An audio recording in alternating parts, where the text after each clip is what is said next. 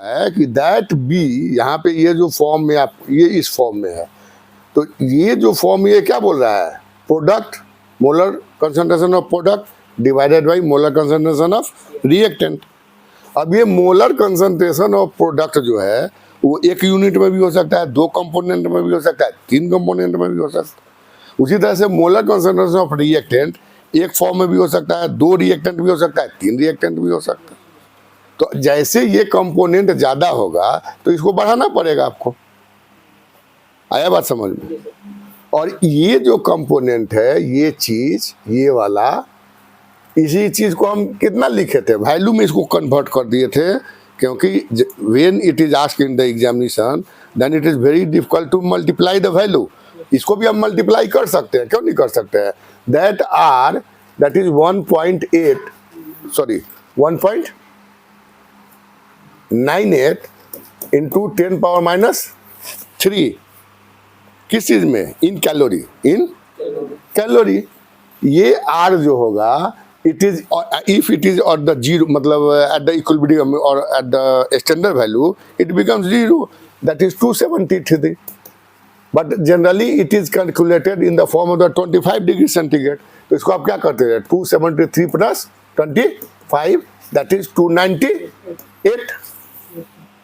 अगर उससे ज़्यादा होगा, when the value is more concentration, मानिए कि 37 डिग्री सेंटीग्रेड हो सकता है, 30 डिग्री से कुछ भी हो सकता है। when the temperature is changed then the value is changed, ये वैल्यू क्या हो जाएगा, चेंज कर जाएगा।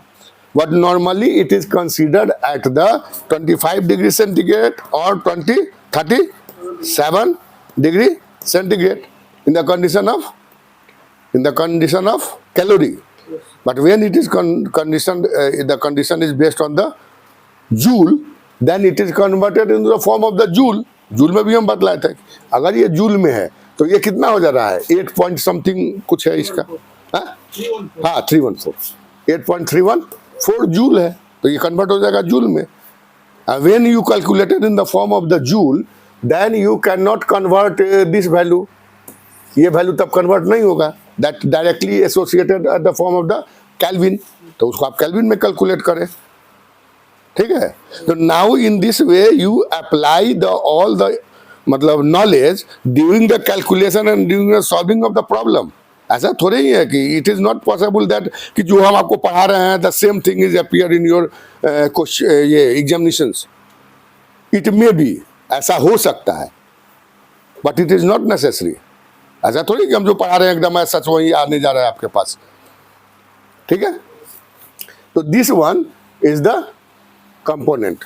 तो इसको जिस फॉर्म में आए, जैसे भी आए, आप उसको बनाइए, ठीक है। और वो जो आप देख रहे हैं वो सेम है। और इसी चीज को हम कन्वर्ट किस में कर दिए थे, एक सिंपल फॉर्म में कन्वर्ट कर दिए थे। और इस पूरे का वैल्यू हम क्या बता दिए थे, 25 डिग्री सेंटीग्रेड, इस पूरे को हम बतला दिए थे 1364। That means if the question is asked, then you cannot go through the calculation of these factors. You directly use the 1364 if it is at the 25 degree centigrade, or if the temperature is not mentioned. अगर temperature नहीं भी mention है तो भी वो 1364 calorie पर ही बनेगा।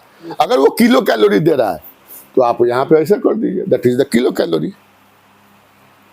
अगर जूल में आ रहा है तो इसको जूल में कन्वर्ट कर लीजिए by the multiplication of the 4 point, complete बोलिए 3 डिजिट तक, 4.13189, 4.189। अगर इसको जूल में कन्वर्ट करना है तो 4.189 कन्वर्टेड इनटू द जूल।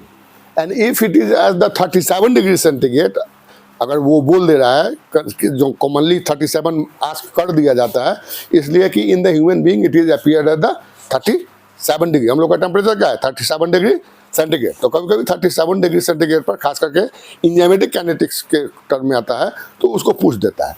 तो देन अगर ये 137 पे है तो ये कितना हो जाएगा, 1419। It is for the simplification. ये आपको क्या बतलाया गया था, इसको सिंप्लीफाई करने के लिए, ठीक है।